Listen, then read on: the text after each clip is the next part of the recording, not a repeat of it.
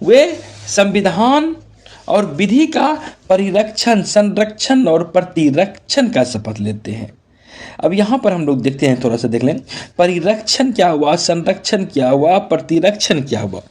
तो परिरक्षण, परिरक्षण का अर्थ हुआ प्रिजर्व, संरक्षण का अर्थ हुआ प्रोटेक्ट और प्रतिरक्षण का अर्थ हुआ डिफेंड।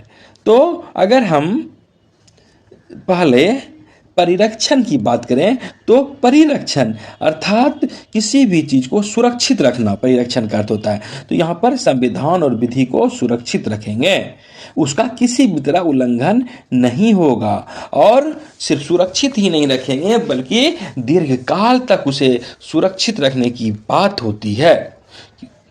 उसके बाद जैसे है संरक्षण, प्रोटेक्ट, तो उसका संरक्षण भी करना है। प्रतिरक्षण तो करना ही, हर तरह से उसकी रक्षा करना है, इसके साथ साथ उसका संरक्षण करना है अर्थात प्रोटेक्ट करना है और देख रेख करना है, यानी कि देखभाल सही तरीके से करना है, उसका निगरानी रखना है, सही जो कोई विधि है उसका कोई उल्लंघन किसी भी सूरत में नहीं करे तो उसको संरक्षित रखना है। और आगे जो बात है प्रतिरक्षण अर्थात डिफेंड भी करना है, किसका, तो संविधान का और संविधान में बनाई गई विधि का।